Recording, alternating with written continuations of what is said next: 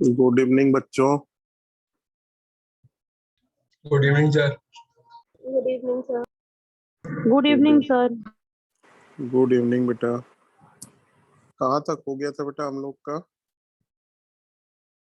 Heat of neutralisation का question करवा रहे थे सर। ठीक ठीक ठीक।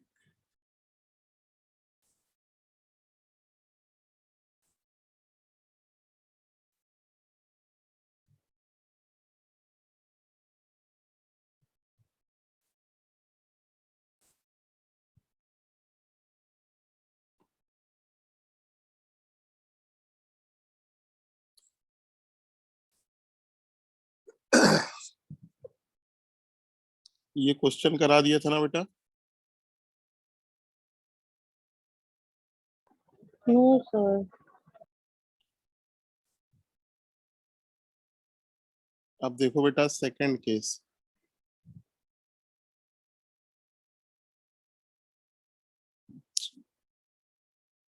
हीट ऑफ, पढ़ा दिया आपने? बस बेटा अभी बस पेन चलाया ही है। Okay sir. Case second. पहला केस बेटा किसका था? Strong acid strong base. दूसरा है बेटा heat of neutralisation for number 1 weak acid and strong base. देखो बेटा एसिटिक एसिड की रिएक्शन NaOH से हो रही, सोडियम एसीटेट और वाटर बन रहा। हीट ऑफ न्यूट्रलाइजेशन हमारी एक्सपेक्टेशन 13.7 से कम आ रहा है। ठीक है बेटा। तो ये जो 12.7 है बेटा किसके रिस्पेक्ट में है? एसिटिक एसिड के रिस्पेक्ट में। तो क्या दिख रहा बेटा? जब वीक एसिड स्ट्रॉन्ग बेस का न्यूट्रलाइजेशन होता है तो हीट ऑफ न्यूट्रलाइजेशन एक्सपेक्टेड से कम होती है। ठीक है बेटा। Yes sir. सेकेंड केस आइए, weak base and strong acid. हमने लिया weak base ammonium hydroxide, strong acid HCl लिया। इस बार भी हमको वैल्यू बेटा एक्सपेक्टेड से कम मिल रही है। ठीक। और जब बेटा हमने दोनों वीक लिया तो हीट ऑफ न्यूट्रलाइजेशन एक्सपेक्टेड से और कम मिली। तो बेटा ये तीनों एग्जाम्पल क्या बता रही हैं? जब न्यूट्रलाइजेशन में बेटा एसिड वीक होता है या बेस वीक होता है या दोनों वीक होते हैं तो हीट ऑफ न्यूट्रलाइजेशन एक्सपेक्टेड 13.7 से कम आता है। क्लियर बेटा? क्यों कम आता है? क्योंकि weak acid weak base 100% ionise या डिसोसिएट नहीं होते। For above reaction it is clear from above reaction heat of neutralization for weak acid weak base is less than 13.7 kilocalorie or 57.1 kilojoule because weak acid and weak base do not ionize completely. ठीक है बेटा? Yes sir. Strong acid strong base में heat of neutralisation fix क्यों होता है? क्योंकि strong acid strong base 100% dissociate होते हैं अपने आप, कोई एफर्ट नहीं करना पड़ता है। देखो बेटा न्यूट्रलाइजेशन में नेट रिएक्शन क्या होती है? H plus of acid plus OH minus of base क्या बनाता है? 1 मोल वाटर। हीट कितनी प्रोड्यूस होती है? 13.7। स्ट्रॉन्ग एसिड में बेटा क्या था? 1 ग्राम इक्वलेंट H प्लस, हमेशा 1 ग्राम इक्वलेंट H प्लस दे रहा था, न कम न ज्यादा। 1 gram equivalent strong base 1 gram equivalent OH minus दे रहा था, न कम न ज्यादा, विदाउट एनी एफर्ट। जिससे 1 मोल वाटर बनता है, 13.7 किलो कैलोरी हीट प्रोड्यूस होती है। यहाँ पर देखो, तो अब बेटा अगर आपसे क्वेश्चन पूछा जाए, 4 ऑप्शन है। एक में बेटा HCl NaOH है, दूसरे में एसिटिक एसिड NaOH है, तीसरे में अमोनियम हाइड्रोक्साइड HCl है, चौथे में दोनों वीक है। बेटा हीट ऑफ न्यूट्रलाइजेशन मैक्सिमम कहाँ होगा? बोलो बेटा। Strong. जब दोनों स्ट्रांग होंगे तो मैक्सिमम, जब दोनों वीक होंगे तो मिनिमम। बोलो भाई। Yes, sir. जरा कोई ये बताएगा, एसिटिक एसिड का heat of neutralisation 12.7, ammonium hydroxide का हीट ऑफ न्यूट्रलाइजेशन 12.7, ये दोनों इक्वल क्यों आया?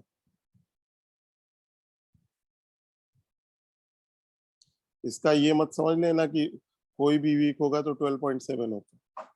अगर बेटा फॉर्मिक एसिड लोगे तो वैल्यू चेंज हो जाएगी, 12.7 से थोड़ा ज्यादा आएगी। बेंजोइक एसिड लोगे तो थोड़ा ज्यादा आएगी। HCl लोगे कम आ जाएगी। आप बताओ बेटा, एसिटिक एसिड और अमोनियम हाइड्रोक्साइड के लिए सेम क्यों आई?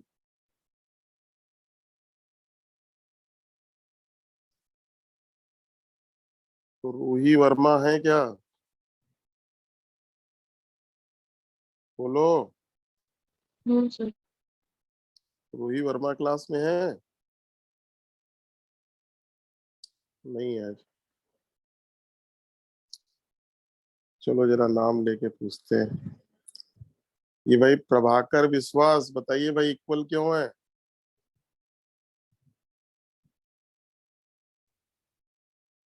प्रभाकर विश्वास क्लास में है? Yes sir. क्यों बेटा इक्वल है, बताओ।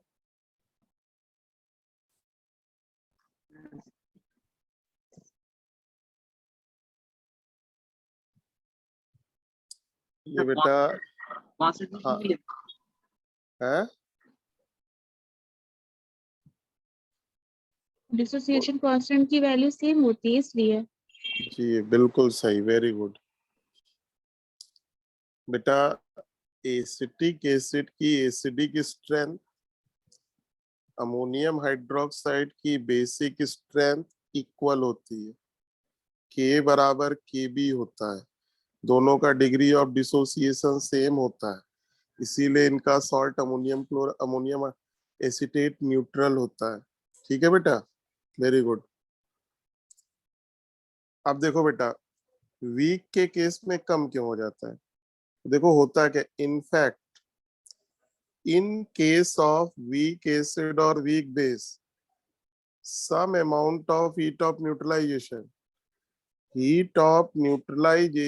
का कुछ पार्ट वीक एसिड को 100% आयनाइज करने में खर्च हो जाता है। समझ गए बेटा?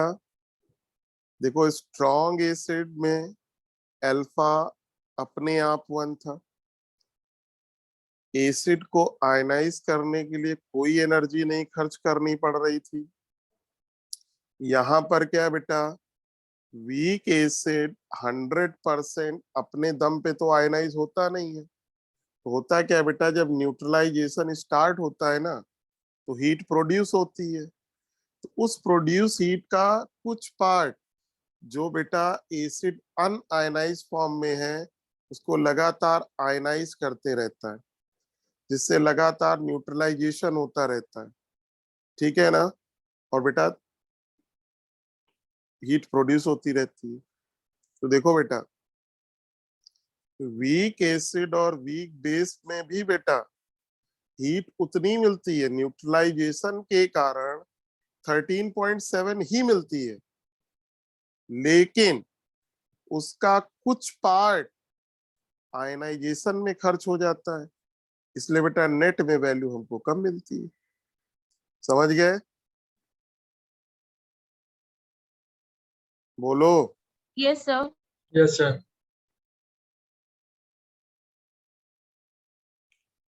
अब देखो बेटा, हीट ऑफ आयनाइजेशन क्या होता है? हीट ऑफ आयनाइजेशन किसके लिए डिफाइंड होता है? वीक एसिड या फिर वीक बेस के लिए। आप सबको मालूम है आयनाइजेशन या डिसोसिएशन बेटा क्या होता है? एंडोथर्मिक। तो हीट ऑफ आयनाइजेशन क्या होता है? एंडोथर्मिक, यानी हीट एब्जॉर्ब होती है। बेटा एक मोल वीक एसिड को या वीक बेस को 100% आयनाइज करने के लिए, यानी स्ट्रॉन्ग बनाने के लिए जितनी हीट दी जाती है, that is heat of ionisation. Unit kilo joule per mole, kilo calorie per mole. Heat of ionisation always positive. अगर स्ट्रॉन्ग एसिड स्ट्रॉन्ग बेस होगा तो बेटा ये 0 होगी। फिर देखो बेटा, एसिड जितनी वीक होगी आपको आयनाइजेशन के लिए उतनी ज्यादा एनर्जी खर्च करनी पड़ेगी। हीट ऑफ आयनाइजेशन उतना ज्यादा होगा। और अगर बेटा एसिड जितनी स्ट्रांग होगी, देखो ऊपर की ओर एरो बना हुआ है, एसिड की एसिडिक स्ट्रेंथ जितनी ज्यादा होगी आपको बेटा आयनाइजेशन के लिए एनर्जी उतनी कम खर्च करनी पड़ेगी। और अगर आयनाइजेशन में कम खर्च होगी तो बेटा हीट ऑफ न्यूट्रलाइजेशन उतना ज्यादा होगा। तो अगर बेटा कंपैरिजन करना है तो बेटा अगर 4 वीक एसिड है तो जो वीक एसिड की एसिडिक स्ट्रेंथ का ऑर्डर होगा, हीट ऑफ आयनाइजेशन का ऑर्डर उसका उल्टा होगा। देखो फॉर्मिक, बेंजोइक, एसिटिक और HCN, ये बेटा एसिडिक स्ट्रेंथ का ऑर्डर है। ये कह लो डिग्री ऑफ डिसोसिएशन का ऑर्डर है। तो हीट ऑफ आयनाइजेशन का बेटा उल्टा होगा। HCN वीकेस्ट है, बेटा हीट ऑफ आयनाइजेशन हाईएस्ट होगा। अब आओ बेटा एमीन में, जो बेसिक स्ट्रेंथ का ऑर्डर होगा हीट ऑफ आयनाइजेशन उल्टा होगा। ठीक है बेटा, बोलो। Yes sir. एसिड या बेस जितना वीक होगा हीट ऑफ आयनाइजेशन उतना ज्यादा होगा, तो बेटा हीट ऑफ न्यूट्रलाइजेशन उतना कम हो। ठीक है बेटा, यस सर। आप इसको ऐसे समझो बेटा, 2 गवर्नमेंट डिपार्टमेंट है। एक बेटा डेड ऑनेस्ट है, कोई घूस नहीं, और दूसरा बेटा भ्रष्ट है। एक कॉन्ट्रैक्टर ने दोनों जगह 1-1 लाख रुपए का काम किया। उसने बेटा ऑनेस्ट वाले डिपार्टमेंट में 1 लाख का बिल लगाया और बेटा उसको पेमेंट 1 लाख की हो गई, कोई घूस नहीं देना पड़ा। ठीक है ना? ये कौन सा केस है? Strong acid strong base. जो बेटा ठेकेदार को 1 लाख मिला वो पूरा मिला, क्योंकि घूस तो दिया नहीं उसने। ठीक बेटा, तो ये केस किसका है? Strong acid strong base. जो भी न्यूट्रलाइजेशन में मिला वो पूरा पूरा मिला, क्योंकि आयनाइजेशन में खर्च ही नहीं हुआ। दूसरा बेटा भ्रष्ट है, वहां बेटा उसने 1 लाख की बिल लगाया, बाबू ने कहा कि नहीं पहले हमको 20,000 रुपया दो तब आपका बिल पास होगा। तो भाई मरता क्या ना करता, उसको बिल पास कराना है। तो उसने बाबू को कैश में 20,000 रुपए पकड़ाए। 20,000 पकड़ाने के बाद बाबू ने 1 लाख रुपए की चेक बना दी। बोलो बेटा नेट में उसको कितना मिला? 80,000। 80,000। ये वीक एसिड स्ट्रॉन्ग बेस का केस है। तो वो जो 20,000 बेटा देना पड़ा ना, वो यहाँ कहाँ देना पड़ रहा? आयनाइजेशन में। ठीक, अगर मान लो घूस 5,000 देनी पड़ती, 95,000 मिलता उसको, और घूस अगर 50,000 देनी पड़ती तो 85,000 मिलता। तो बेटा घूस जितनी ज्यादा देनी पड़ेगी तो नेट में उसको बेटा गेन उतना कम हो। घूस का मतलब हीट ऑफ आयनाइजेशन। कोई दिक्कत? No sir. No, sir. Sir आपकी स्क्रीन नहीं आ रही है। अब आ रही? No, अब आ रही? sir. No, sir.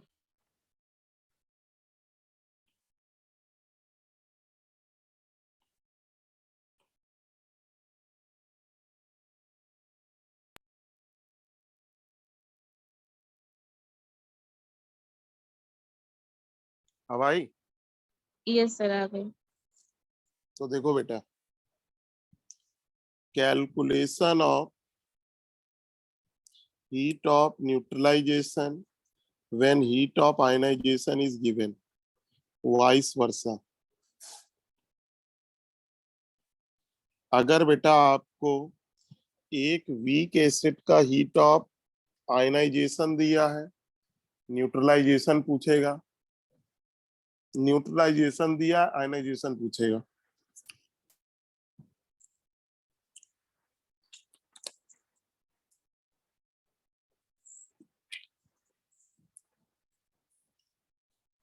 ठीक है बेटा? तो देखो, मान लो बेटा आपने वीक एसिड को Q अमाउंट ऑफ हीट दी। What is Q? Heat of ionization. आपकी वीक एसिड में Q अमाउंट ऑफ हीट देनी पड़ी 100% आयनाइज करने के लिए। Q का मतलब घूस। आपको बेटा Q अमाउंट एनर्जी देनी पड़ी आयनाइजेशन के लिए। वीक बेटा किस में कन्वर्ट हो गया? स्ट्रॉन्ग में। स्ट्रॉन्ग में कन्वर्ट हुआ तो बेटा कितनी प्रोड्यूस होगी? 13.7। नेट में कितनी मिलेगी? दोनों का डिफरेंस, उसको बोलेंगे हीट ऑफ न्यूट्रलाइजेशन। ये इक्वेशन किसके लिए? 1 ग्राम इक्विवेलेंट के लिए किलो कैलोरी, और अगर किलो जूल हो तो 13.7 की जगह 57.1 कर देंगे। और ये क्या बता रहा? हीट ऑफ आयनाइज एसिड जितनी वीक होगी, हीट ऑफ आयनाइजेशन उतना ज्यादा होगा, हीट ऑफ न्यूट्रलाइजेशन उतना कम होगा। जैसे देखो, ये 4 एसिड है, ये एसिडिक स्ट्रेंथ का ऑर्डर है। जो बेटा ऑर्डर एसिडिक स्ट्रेंथ का होता है वही हीट ऑफ न्यूट्रलाइजेशन का होता है, उसका उल्टा हीट ऑफ आयनाइजेशन होता है। ठीक है बेटा? Yes, sir. तो बेटा इन चारों में फॉर्मिक एसिड के लिए heat of ionization lowest, heat of neutralization highest. HCN के लिए heat of ionization highest, heat of neutralization lowest. फिर बेटा अब जैसे ये तो बुकलेट का क्वेश्चन है। अब जैसे देखो बेटा, ये वाली रिएक्शन दी है, अमोनियम हाइड्रोक्साइड की रिएक्शन HCl से करा रहा है, हीट ऑफ न्यूट्रलाइजेशन ये कह रहा है। बेटा हीट ऑफ आयनाइजेशन बताओ क्या होगा? क्या करोगे? क्या इक्वेशन लगाओगे बेटा? Q minus 13.7, heat of neutralization बेटा कितना दिया? 12.7। बोलो बेटा Q कितना आएगा? 1 आएगा? बोलो बेटा। Yes, sir. Yes, sir. Yes, sir. Unit क्या होगी? किलो कैलोरी पर मोल। यानी बेटा 1 मोल अमोनियम हाइड्रोक्साइड को 100% आयनाइज करने के लिए 1 किलो कैलोरी हीट देनी पड़ेगी। समझ गए? Yes sir. Yes, sir. फिर देखो बेटा इसका एक्सेप्शन, हाइड्रोफ्लोरिक एसिड सबको मालूम है एक वीक एसिड है, लेकिन इसका हीट ऑफ न्यूट्रलाइजेशन इतना होता है -16.7 किलो कैलोरी पर ग्राम इक्वल। कोई पूछे ऐसा क्यों? क्योंकि इसमें बेटा हाइड्रेशन एनर्जी जुड़ी होती है। फ्लोराइड आयन का हाइड्रेशन हो जाता है, हाइड्रेशन एनर्जी उसमें जुड़ जाती है। एक्चुअल देखोगे तो 13.7 से कम ही होती है। ये जो बेटा 16.7 देख रहे हो ना, इसमें 2 एनर्जी है, हीट ऑफ न्यूट्रलाइजेशन और फ्लोराइड आयन का हीट ऑफ हाइड्रेशन। Hydration. तो इसमें बेटा 2 एनर्जी जुड़ी हुई है। ठीक है ना? Yes, sir. चलिए अब आइए बेटा हेस लॉ। हेस लॉ बेटा किस पर बेस्ड है? Law of conservation of energy पर, जिसे हम लोग बोलते हैं फर्स्ट लॉ ऑफ थर्मोडायनामिक्स। इनका कहना है बेटा अगर कोई रिएक्शन एक स्टेप में कराई जाए या बेटा मोर देन वन स्टेप, एक से ज्यादा, total heat change will be same.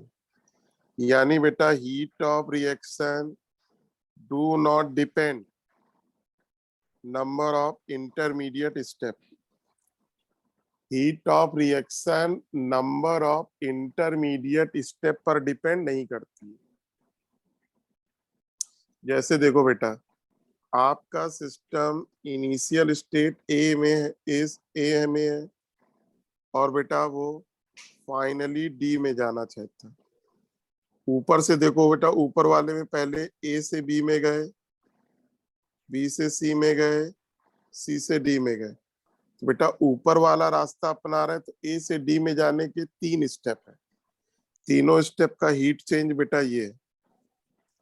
नीचे वाले में देखो बेटा एक स्टेप में जा रहे हैं, इसमें हीट चेंज डेल्टा एच है। तो हेस लॉ का कहना है कि दोनों की वैल्यू सेम होगी। जैसे देखो 1 मोल CO2 बना रहे हैं, एक स्टेप में कार्बन को जला के इतनी हीट प्रोड्यूस हुई। दूसरे ने क्या किया बेटा, पहले कार्बन से कार्बन मोनोऑक्साइड बनाया, इतनी हीट प्रोड्यूस हुई। फिर कार्बन मोनोऑक्साइड से कार्बन डाइऑक्साइड बनाया, यानी 1 मोल CO2 2 स्टेप में बना रहा। आप देखो दोनों स्टेप का सम एक स्टेप के बराबर। कोई दिक्कत?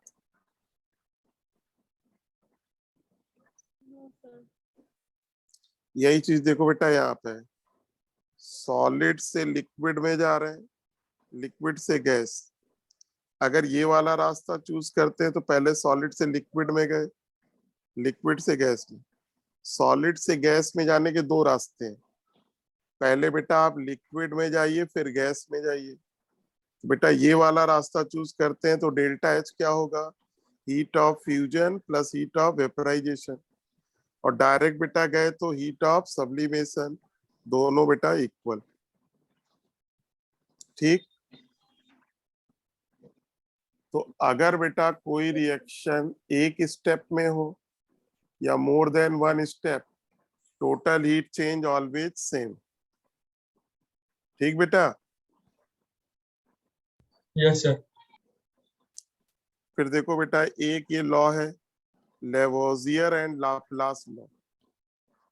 इनका कहना है कि किसी कंपाउंड का हीट ऑफ फॉर्मेशन और हीट ऑफ डिसोसिएशन दोनों की न्यूमेरिकल वैल्यू सेम होती है, साइन अपोजिट होता है। ठीक है भाई, फॉर्मेशन और डिसोसिएशन एक दूसरे का रिवर्स, तो फॉर्मेशन एक्सो तो dissociation endo, sign opposite, numerical value same. enthalpy of formation of a compound is numerically equal to enthalpy of dissociation of compound with opposite sign। किसी कंपाउंड के लिए बेटा हीट ऑफ फॉर्मेशन और heat of dissociation दोनों की numerical value same, sign opposite. जैसे देखो 1 मोल water बेटा बन रहा, इतनी हीट प्रोड्यूस हो रही है। तो अगर बेटा वाटर का 1 मोल तोड़ोगे तो बेटा इतनी हीट आपको देनी पड़ेगी। देखो दोनों रिएक्शन एक दूसरे का रिवर्स है, पहली एक्सो है दूसरी एंडो। किसी रिएक्शन को रिवर्स करते हैं तो sign opposite, numerical value same. कोई दिक्कत बेटा? No, sir. No. No sir. फिर आइए बेटा हीट ऑफ हाइड्रेशन। हाइड्रेशन का मतलब सब्सटेंस के चारों ओर वाटर के मॉलिक्यूल का जुड़ना। जब बेटा आप किसी सॉल्ट को वाटर के कांटेक्ट में लाते हो तो सॉल्ट के चारों ओर एक फिक्स नंबर ऑफ वाटर के मॉलिक्यूल जुड़ते हैं, जिससे एक स्पेसिफिक हाइड्रेटेड सॉल्ट बनता है, हीट प्रोड्यूस होती है, हीट को क्या बोलते हैं? Heat of hydration. Amount of heat produce, remember बेटा hydration exothermic, when 1 mole anhydrous salt combined with fixed number of water molecule to convert specific hydrated salt is called heat of hydration।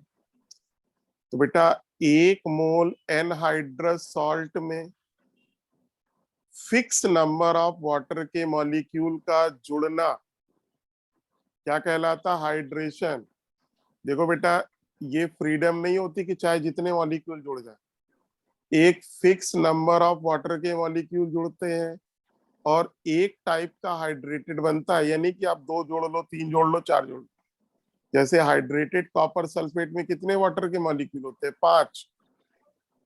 MgSO4 में कितने होते हैं? 7। 7 CaCl2 में बेटा कितने होते हैं? 6। ऑक्जेलिक एसिड में कितना? 2।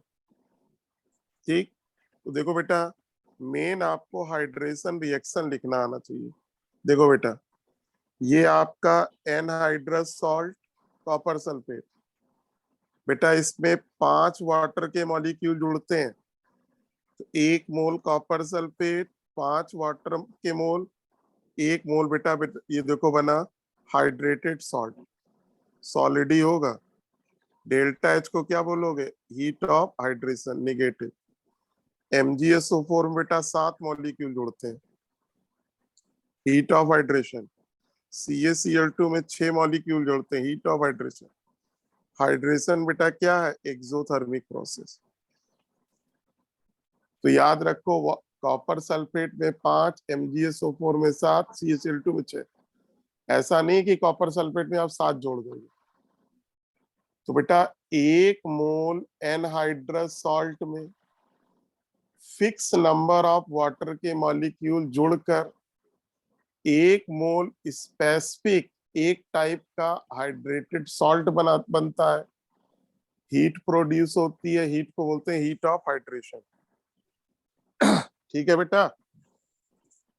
Yes, yes sir. sir अब आइए बेटा हीट ऑफ सॉल्यूशन। आपने बेटा 1 मोल सॉल्यूट को लार्ज वॉल्यूम ऑफ सॉल्वेंट यानी वाटर में डिसॉल्व किया, जितनी हीट प्रोड्यूस होगी या एब्जॉर्ब होगी उसको हीट ऑफ सॉल्यूशन बोलते हैं। देखो बेटा सॉल्यूट को सॉल्वेंट में डिसॉल्व करते हैं तो क्या बनता है? सॉल्यूशन। प्रोसेस को बोलते हैं डिसोल्यूशन। डिसोल्यूशन बेटा एंडोथर्मिक भी होता है, एक्सोथर्मिक भी होता है। तो बेटा जब सॉल्ट 1 मोल होगा, वाटर का अमाउंट बहुत ज्यादा होगा, तो बेटा डिसॉल्व करने पर जितनी हीट प्रोड्यूस होगी एब्जॉर्ब से heat of dissolution. Amount of heat produce और एब्जॉर्ब हीट ऑफ सॉल्यूशन बेटा एंडो भी होता है, एक्सो भी। When 1 mole of solute is dissolve in large volume of solvent.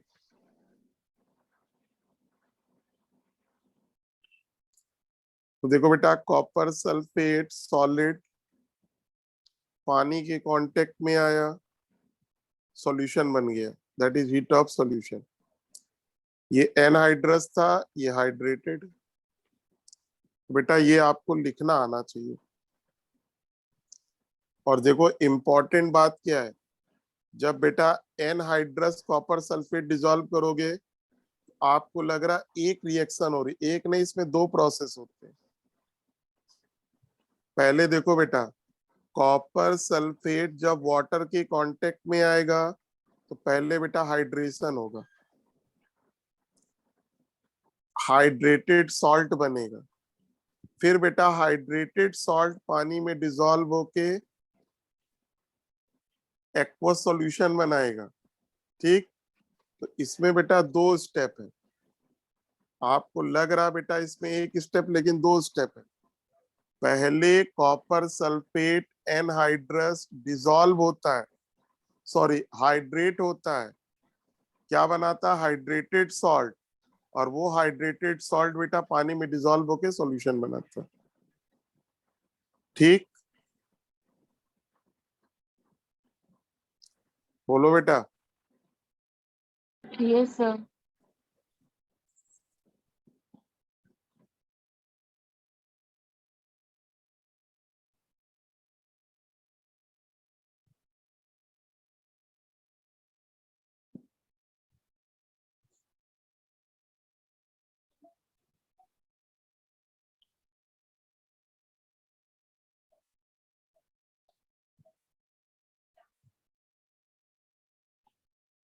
देखो हम कहना क्या चाह रहे हैं, जब बेटा एनहाइड्रस सॉल्ट डिसॉल्व करते हो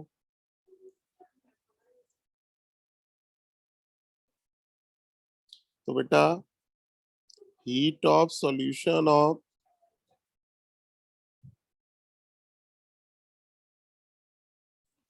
एनहाइड्रस सॉल्ट, बेटा उस वो दो एनर्जी का सम होता है। पहला हीट ऑफ हाइड्रेशन ऑफ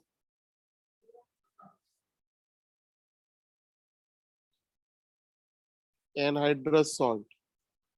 पहले बेटा एनहाइड्रस सॉल्ट का हाइड्रेशन होता है, हाइड्रेटेड सॉल्ट बन गया। फिर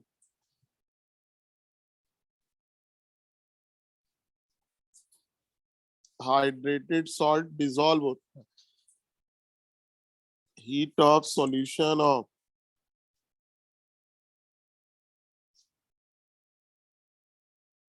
हाइड्रेटेड सॉल्ट। ठीक है बेटा,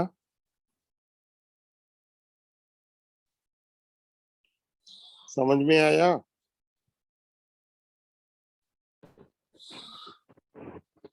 Yes, sir. समझो फिर से।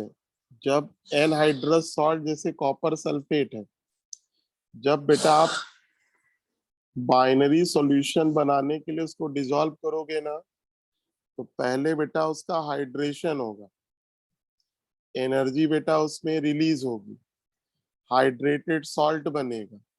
फिर वो हाइड्रेटेड सॉल्ट पानी में डिसॉल्व होगा, सॉल्यूशन बनेगा। तो जो आपको एनहाइड्रस सॉल्ट का हीट ऑफ हाइड्रेशन दिया है वो बेसिकली दो एनर्जी का सम है, एनहाइड्रस सॉल्ट का हीट ऑफ फॉर्मेशन और हाइड्रेटेड सॉल्ट का हीट ऑफ डिसोल्यूशन। समझ गए बेटा? Yes, sir.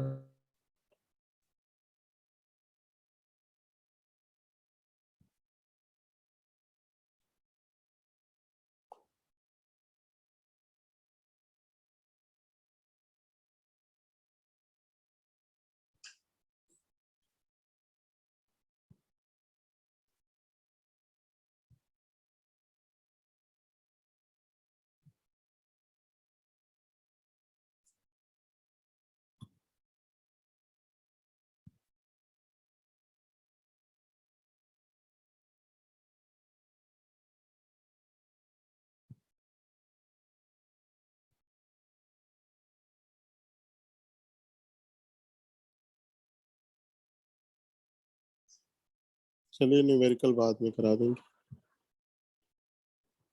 ठीक है बेटा। Yes, sir. तो देखो बेटा हम लोग का पहला पार्ट खत्म हो गया, थर्मोकेमिस्ट्री।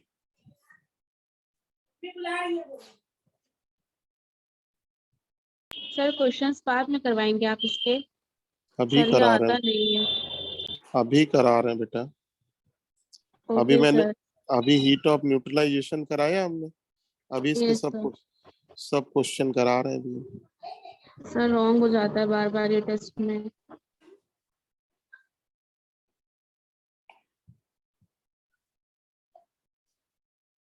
चलो बेटा क्वेश्चन नंबर 80 बताओ आंसर। पढ़ो समझो तब आंसर बताना।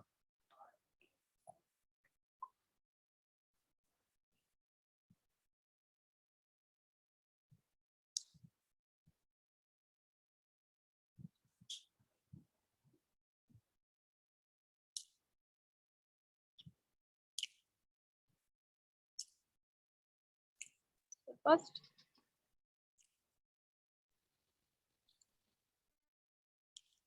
मैंने बेटा क्या बोला? पढ़ो, समझो, फिर आंसर बोलो। तो आपने केवल पढ़ा समझा नहीं, आंसर बोल दिया।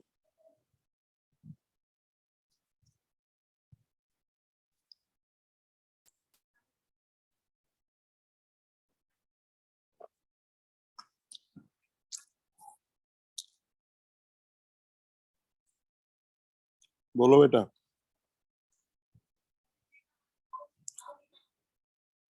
फोर्थ होगा। आपने इस पे अटेंशन पे किया?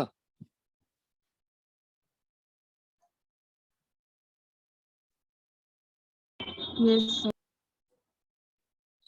बोलो। एक्स किसके लिए? HCl के लिए है।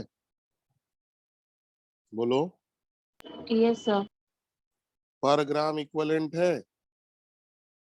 HCl के 1 ग्राम इक्विवेलेंट का कितना होता है? 13.7 होता है। 13.7। H2SO4 Y दिया है। H2SO4 का 1 ग्राम इक्विवेलेंट 13.7 होगा। बोलो बेटा। Yes sir. कोई भी स्ट्रॉन्ग एसिड हो, कोई भी स्ट्रॉन्ग बेस हो, हीट ऑफ न्यूट्रलाइजेशन यानी 1 ग्राम इक्विवेलेंट के लिए हीट हमेशा फिक्स होती है। इसका आंसर बेटा x बराबर y है। ऑप्शन में तो है नहीं। ऑप्शन नहीं मैच कर रहा है। तो क्या करें हम? क्वेश्चन, जो क्वेश्चन की लैंग्वेज हम उसका आंसर बता रहे हैं, ऑप्शन से थोड़ी लेना देना। हम आपको सही चीज बता रहे हैं। अब चलो हम ऑप्शन मिला दे रहे हैं।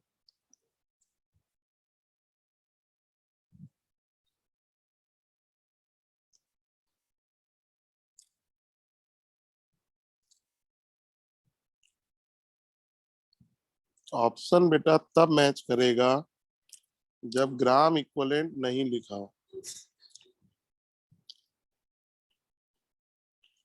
भाई देखो, जब 1 ग्राम इक्विवेलेंट होता है तो हीट फिक्स हो जाती है। अगर ये लिखा होता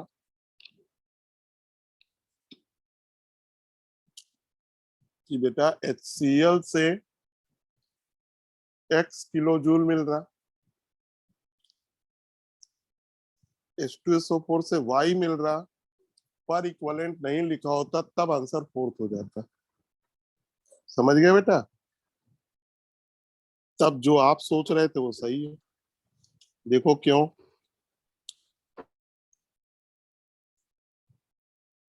मान लो बेटा इक्वल वॉल्यूम कितना लिया है? 1000 ml। बोलो हमने क्या बोला था? पहले बेटा ग्राम इक्विवेलेंट निकालो।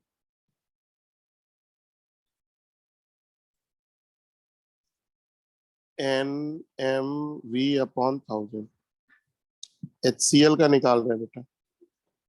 N factor 1, molarity 1, volume 1000। बोलो बेटा 1 ग्राम इक्विवेलेंट हुआ, कितनी हीट मिलेगी? यस। 13। इसको इन्होंने क्या नाम दिया? 13.7। इसको इन्होंने बेटा क्या नाम दिया? X। अब आओ बेटा H2SO4। N factor 2, molarity 1, equal volume 1000, ये बेटा ये 1000। ग्राम इक्विवेलेंट बेटा कितने? 2। हीट कितनी मिलेगी? 27.4। इसको इन्होंने बेटा Y नाम दिया। बोलो। तो बोलो बेटा 27.4 जिसको इन्होंने Y नाम दिया, ठीक, किसके बराबर होगा? 2 × 13.7 जिसको इन्होंने X नाम दिया है। Y बराबर 2x होगी। X बराबर क्या है? 1/2y। समझ गए? बोलो। Yes sir. यस। तो जब भी बेटा पर ग्राम इक्विवेलेंट बोला जाए, पर ग्राम इक्विवेलेंट का मतलब 1 ग्राम इक्विवेलेंट फिक्स होता है 13.7। सर अगर पर मोल होगा तो फिर आएगा ना फोर्थ ऑप्शन। है अगर पर मतलब पर मोल गिवन है तो फिर फोर्थ बोलेंगे ना उसको। पर मोल के लिए हो जाएगा बेटा। यस सर, ये पूछ रहे हैं। अब आओ बेटा, जैसे देखो ये भी क्वेश्चन कंट्रोवर्शियल है थोड़ा, नीट में आया हुआ है। कंट्रोवर्सी कहाँ से आ रही, इस वर्ड से। एब्सोल्यूट का क्या मतलब होता है, यहाँ पर एब्सोल्यूट का क्या मतलब है?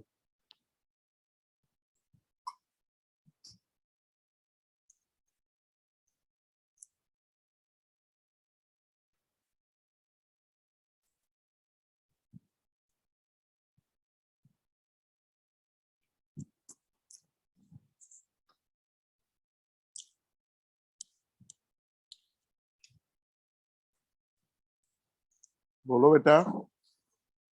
देखो,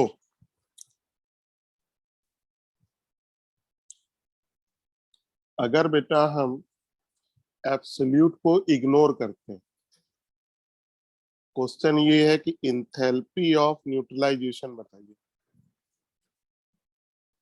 तो बोलो हीट ऑफ न्यूट्रलाइजेशन का मतलब 1 ग्राम इक्विवेलेंट के लिए पूछ रहा है। बोलो बेटा।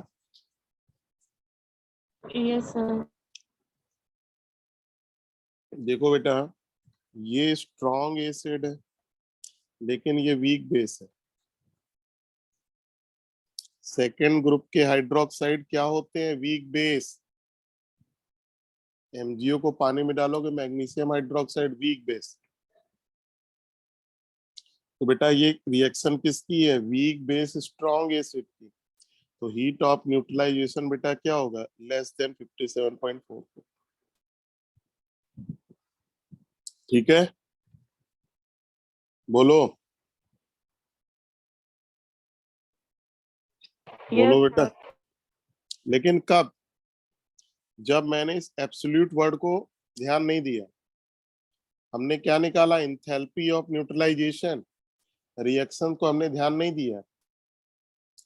लेकिन अगर ये एब्सोल्यूट वर्ड को ध्यान दे, यानी ये माने कि इस रिएक्शन के लिए पूछ रहा है, तो बोलो बेटा MgO, रिएक्शन में बोलो MgO कितना है बेटा, 1 मोल है।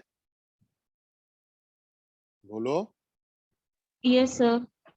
सेकेंड ग्रुप का है तो 1 मोल में 2 ग्राम इक्विवेलेंट होंगे। बोलो। Yes sir. Yes sir. अगर हम मान लें कि हीट ऑफ न्यूट्रलाइजेशन -50 है, 57 पॉइंट से कम है, तो -50 है तो 2 इंटू -50 होगा, -100 होगा, तब आंसर बेटा ये हो जाएगा, ग्रेटर। अगर इस रिएक्शन के लिए पूछ रहा है, अगर एब्सोल्यूट वर्ड की मीनिंग ये है कि ये रिएक्शन के लिए बताओ, आंसर होगा ग्रेटर। और अगर इस रिएक्शन का कोई मतलब नहीं है, इंथैल्पी ऑफ न्यूट्रलाइजेशन, तो बेटा लेस देन होगा। समझ गए? Yes sir. अब बेटा इसका आंसर आप बताओ, बिना पेन चलाए।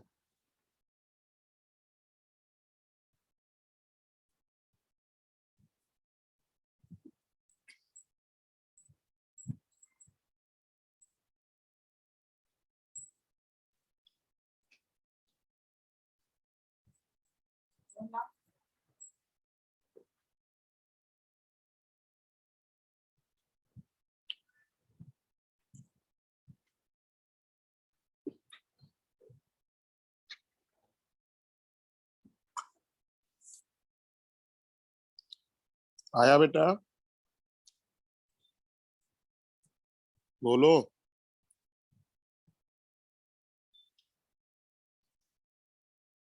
आवाज आ रही?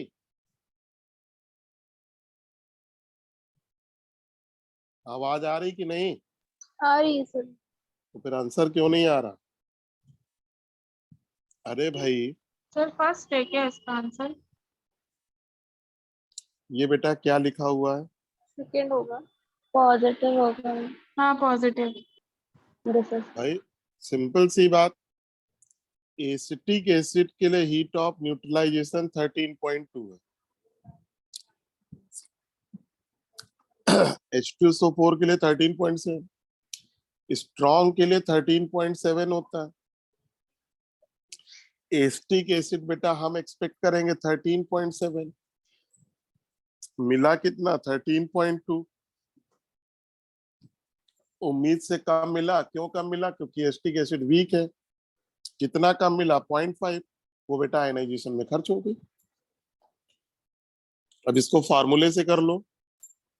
मान लो बेटा Q अमाउंट ऑफ हीट दिया, स्ट्रॉन्ग में कन्वर्ट हुआ, स्ट्रॉन्ग में कन्वर्ट होने पे 13.7 मिला, नेट में बेटा इतना मिला। Q बेटा निकालना है, ये बेटा 13.2 दिया। ठीक। Yes sir. Yes, sir. चलो 82 बताओ।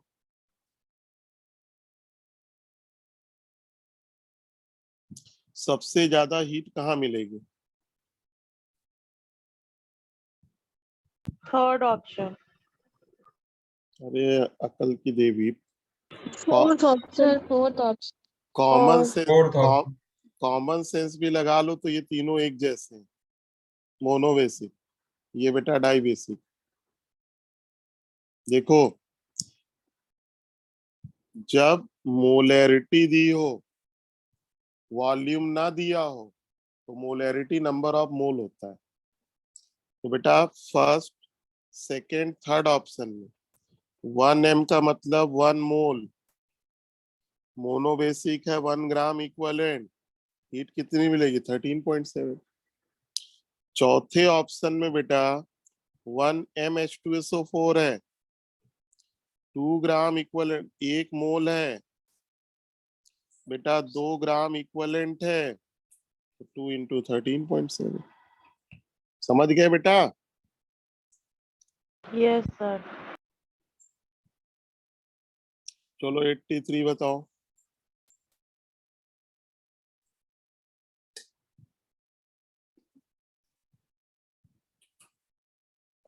मिनिमम पूछा है ना? फोर्थ। फोर्थ। D. यहाँ दोनों वीक होंगे। और मैक्सिमम पूछता तो फर्स्ट।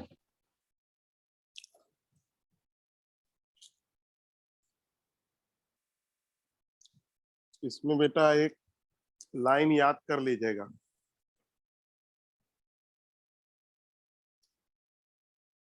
जब भी बेटा सेम एसिड सेम बेस के इक्वल वॉल्यूम मिलाया जाता है तो राइज इन टेम्परेचर हमेशा सेम होता है।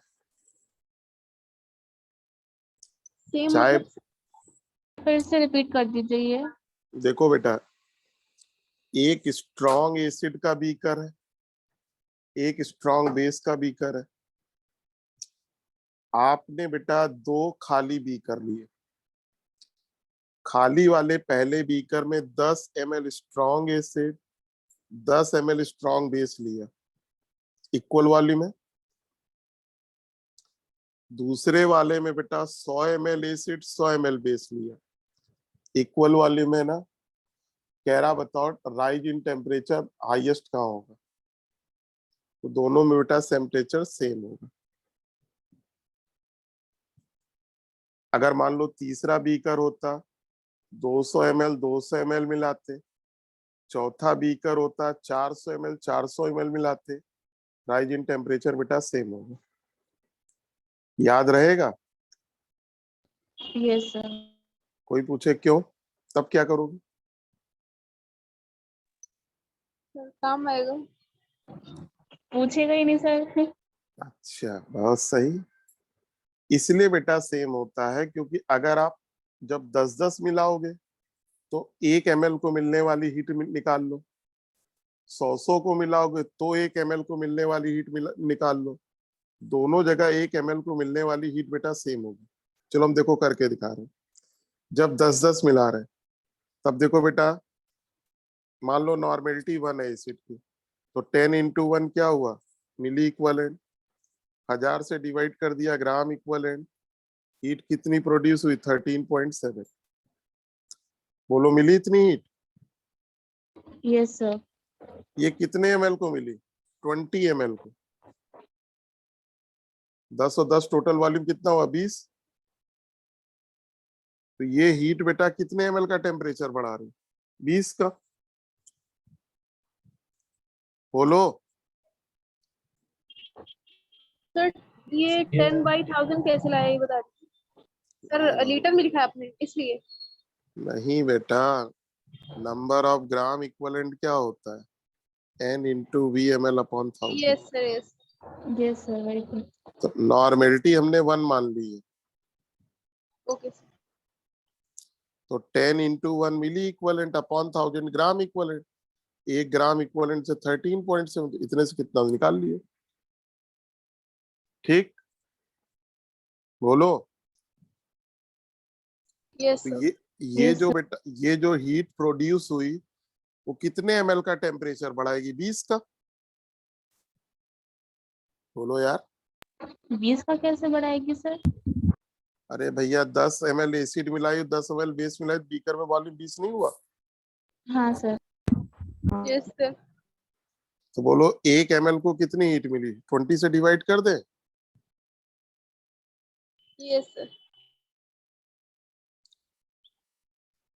अब दूसरे में आओ।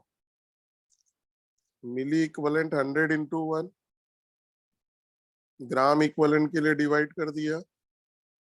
हीट कितनी प्रोड्यूस हुई? 13.7। बोलो ये कितने का टेम्परेचर बढ़ाएगी? 200 ml। 1 का डिवाइड कर दिया। देखो ये वाली जीरो, ये वाली जीरो कैंसिल कर दी। अब देखो दोनों वैल्यू बराबर है कि नहीं? Yes sir. इसलिए राइज इन टेम्परेचर सेम होता है। समझ गए? अरे हाँ ना, कुछ तो बोलो। सर आधा आधा, नहीं समझ में आया? थोड़ा सा समझ में आया। थोड़ा नहीं आया सर। फिर सर हम देखो। लोग रट ही लेते हैं वही ठीक है। अब यार तुम्हें, भाई देखो, लॉजिक समझो ना, कभी गलत नहीं होगा। देखो, इसलिए राइज इन टेम्परेचर सेम होता है क्योंकि 1 ml को मिलने वाली हीट सेम होती है। अरे बेटा ये तो कैलकुलेशन का पार्ट है, ये तो आना ही चाहिए आपको। अब अगर हम ये पूछे कि बताओ पहले वाले सॉल्यूशन में, पहले वाले बीकर में कितनी हीट प्रोड्यूस होगी, तो कैलकुलेशन नहीं करनी पड़ेगी। भाई हमने क्या बताया था? हीट प्रोड्यूस दोनों का ग्राम इक्विवेलेंट निकाला जाता है। तो बेटा यस सर। दोनों का वॉल्यूम सेम, दोनों की नॉर्मेलिटी सेम, तो दोनों का ग्राम इक्विवेलेंट सेम। तो बेटा इतने ग्राम इक्विवेलेंट खर्च हुआ, 1 ग्राम इक्विवेलेंट से 13.7, तो इतनी हीट प्रोड्यूस हुई। वो प्रोड्यूस हीट 20 ml का टेम्परेचर बढ़ा रही, तो एक को कितना मिला? डिवाइड कर दिया। यही बेटा दूसरे में किया। ग्राम इक्विवेलेंट कितना? 100 into 1/1000। कितनी हीट मिली? 13.7। अब ये कितने का टेम्परेचर बढ़ा रही? 200 का। एक का कितना होगा? डिवाइड कर दिया, दोनों की वैल्यू सेम। या रट लो। इक्वल वॉल्यूम मिलाने पर सेम एसिड सेम बेस का इक्वल वॉल्यूम मिलाने पर राइज इन टेम्परेचर सेम होता है। ठीक। Yes sir. चलो, अगर आप इसको कर देते हो तो मान लेंगे आपको हीट ऑफ न्यूट्रलाइजेशन समझ में आ गया। पेन नहीं चलाना है, भगवान ने दिमाग दिया है, उसको चलाइए।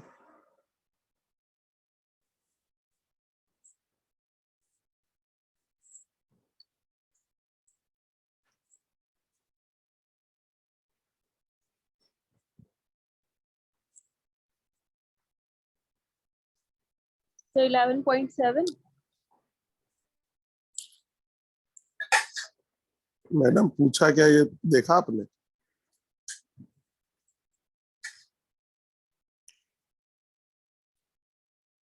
हीट ऑफ डिसोसिएशन का मतलब हीट ऑफ आयनाइजेशन पूछ रहा है।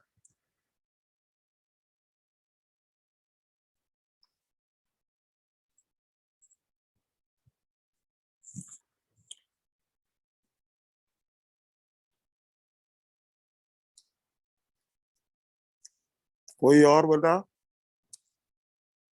सर फर्स्ट ऑप्शन आ रहा है। ना।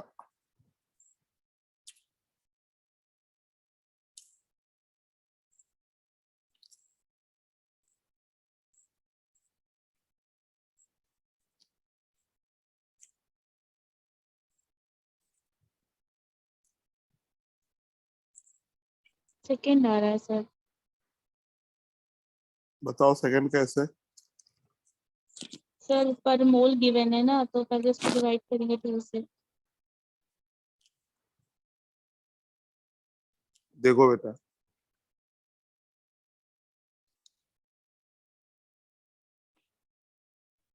सेकंड है सर। ऑक्जेलिक एसिड बेटा क्या है? वीक एसिड है, सेकंड आएगा बेटा। डाई बेसिक है, इसमें किसी को कोई शक? No sir. देखो इसका हीट ऑफ न्यूट्रलाइजेशन दिया है, तो ये मत सोचना कि ये 13.7 से ज्यादा लिखा हुआ है। वीक है, ये कम है। क्यों कम है? क्योंकि ये 1 ग्राम इक्विवेलेंट के लिए नहीं है, 1 मोल के लिए। देखो बेटा, 1 मोल ऑक्जेलिक एसिड कितने ग्राम इक्विवेलेंट? 2 के लिए आपको हीट ऑफ न्यूट्रलाइजेशन कितना दिया है? -25.4।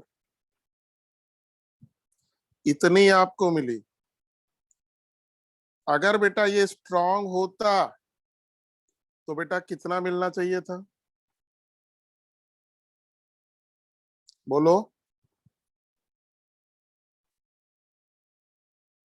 अगर बेटा स्ट्रांग होता तो 2 ग्राम इक्विवेलेंट से कितना मिलता? 27.4। तो बेटा मिलना कितना चाहिए था? 27.4। मिला कितना 1 मोल के लिए? 25.4।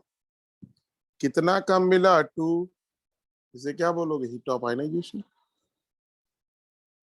कोई दिक्कत? No sir. या आप ऐसे कर लो। देखो बेटा, ये 25.4 2 ग्राम इक्विवेलेंट के लिए है। 1 ग्राम के लिए बेटा, 1 ग्राम इक्विवेलेंट के लिए कितना हुआ? 12.7 हुआ। तो मिलना कितना चाहिए था? 13.7 1 ग्राम इक्विवेलेंट के लिए। मिला कितना? 12.7। 1 ग्राम इक्विवेलेंट के लिए कितना कम मिला? 1 किलो कैलोरी। वो 1 ग्राम इक्विवेलेंट के आयनाइजेशन के लिए। लेकिन हमें हीट किसके लिए निकालनी होती? 1 मोल के लिए। तो 1 मोल का मतलब 2 ग्राम इक्विवेलेंट के लिए। तो 1 के लिए 1, 2 के लिए 2। ठीक बेटा? Yes sir. Yes sir. चलो 86 बताओ। 1 मोल अमोनियम हाइड्रोक्साइड, 1 OH है, 1 मोल 1 ग्राम इक्विवेलेंट, 1 मोल HC है। देखो, बोलो बेटा। Third option. Third third. बिल्कुल सही।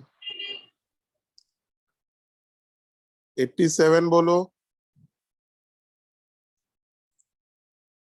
NaOH दिया है मोल में, HCl मोल में। क्या बताया था? सबसे पहले बेटा ग्राम इक्विवेलेंट निकालो। चूंकि सब मोनो है तो बेटा NaOH के ग्राम इक्विवेलेंट कितने हैं? 0.45। ठीक। HCl का कितना? 0.25। कौन लिमिटिंग रिएजेंट है? HCl। तो बेटा हीट प्रोड्यूस क्या होगी? 0.25। 14.3। 57.1। 14.3। हो गया आंसर। यस। 88 बताओ।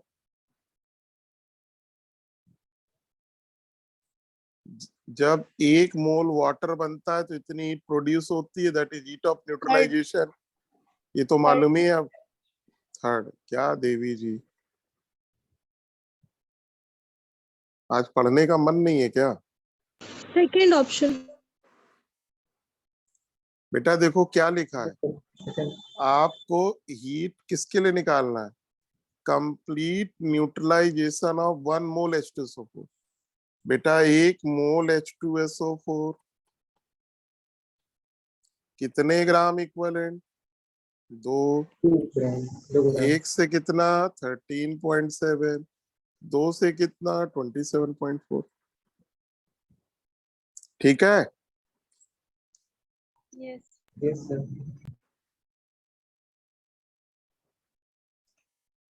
बताओ बेटा 89। देखो यहाँ HNO3 बेटा 0.5 मोल यानी 0.5 ग्राम इक्वलेंट। OH माइनस मतलब स्ट्रॉन्ग बेस 0.3 ग्राम इक्वलेंट। कौन लिमिटिंग रिएजेंट है बेटा? बेस। हीट कितनी प्रोड्यूस होगी? 0.3 इंटू 57.2। 17.1। 90 बोलो बेटा। देखो बेटा इतना NaOH इतनी एसिड मिक्स करने पर x kilo joule heat produce हो रही। कह रहा हीट ऑफ न्यूट्रलाइजेशन बताइए। हीट ऑफ न्यूट्रलाइजेशन का मतलब 1 ग्राम इक्विवेलेंट से कितना मिलेगा? पहले बेटा दोनों के ग्राम इक्विवेलेंट निकालो, दोनों का ग्राम इक्विवेलेंट निकालो। 10। मैडम कागज है आपके पास, पेन है आपके पास, पेन चलाइए। इतना आसान नहीं है जितना आप समझ रहे हैं। ग्राम इक्विवेलेंट का फॉर्मूला क्या होता है? NmV/1000। आप जो बता रहे हो वो मिली इक्विवेलेंट है। मिली इक्विवेलेंट है। आओ बेटा NaOH का N फैक्टर 1, मोलैरिटी 0.5, वॉल्यूम बेटा 20/1000। 0.01 आया बेटा? 0.01, yes sir, 0.01। Yes sir. Sir, 100x minus। हाँ 100x माइनस का 1 इंटू 0.1 इंटू 100/1000। बेटा ये भी 0.01 आया। देखो एसिड और बेस का ग्राम इक्विवेलेंट बेटा सेम है। जब रिएक्शन कराओगे ना एसिड बचेगा ना बेस, क्योंकि 1:1 में रिएक्शन होगा। तो बेटा बोलो एसिड कितने ग्राम इक्विवेलेंट खर्च हो रहा? 0.01। और उसके कारण हीट कितनी मिल रही? -x। एक्सोथर्मिक है, ध्यान रखिएगा। रिलीज का मतलब माइनस। तो बोलो 1 ग्राम इक्विवेलेंट से कितना?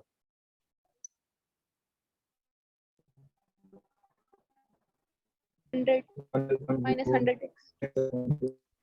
समझ में आ गया? Yes sir. Yes sir. तो बेटा ये आपका थर्मोकेमिस्ट्री वाला पार्ट खत्म हो गया। आपका काम ये है कि जो बेटा इसमें देखो जो शीट दी है क्वेश्चन की, जैसे देखो यहाँ पर heat of combustion calorific value, इसके पहले हीट ऑफ फॉर्मेशन, उसके बाद बॉन्ड एनर्जी, उसके बाद एक हेडिंग पड़ी होगी डेल्टा H और डेल्टा E वाले क्वेश्चन। ये सब थर्मो के हैं बेटा, कर डालिए। नेक्स्ट टर्म से हम लोग स्टार्ट करेंगे थर्मोडायनामिक्स। देखो जो बेटा थर्मोडायनामिक्स के जो बेसिक प्रिंसिपल है, बेसिक कॉन्सेप्ट है, फिजिक्स और केमिस्ट्री में कॉमन है। ऑलरेडी आपने फिजिक्स में पढ़ रखा है। हमने जो आपको क्वेश्चन वाली सीट दी है, शुरू के 5 पेज पर बेटा वही बेसिक कॉन्सेप्ट लिखे हुए हैं। तो इसको जरा एक बार रिवाइज कर लीजिएगा। System surrounding universe, type of system, macroscopic system, microscopic system, thermodynamic property, state function, path function, extensive intensive property, thermodynamic process, ये सब बेटा एक बार रीडिंग लगा लीजिएगा। हम लोग स्टार्ट करेंगे यहाँ से नेक्स्ट टर्म पे, work done in isobaric process, और उसमें एक दो चीज समझाने वाली है, वो हम समझा देंगे आपको। जैसे मेन आपका रिवर्सिबल एंड इरिवर्सिबल प्रोसेस, आप लोग पढ़ लेते हो, उसका मतलब नहीं समझते हो, और जब मतलब नहीं समझते हो तो क्वेश्चन नहीं निकलता है। बेटा मतलब समझो, हर चीज रटी नहीं जाती। जैसे आपने कहा ना कि रट लेंगे, बेटा चीजों को समझने की आदत डालो, रटने की नहीं। जहां रटने वाला हो तो हम खुद ही कह देंगे रट लो, ठीक है। तो आप लोग कल के टेस्ट की तैयारी करिए, बाकी हम लोग मंडे को मिलेंगे, ठीक बेटा। Okay sir, thank you. जी sir, thank you sir. Video कर दीजिएगा हाँ। सर, आज क्लास वाले। हाँ हाँ भेज देंगे। ये sir thank PDF you send. Sir. Thank you sir. Thank you sir. बस थैंक यू सर। बस अभी भेज रहा हूँ। Thank you sir.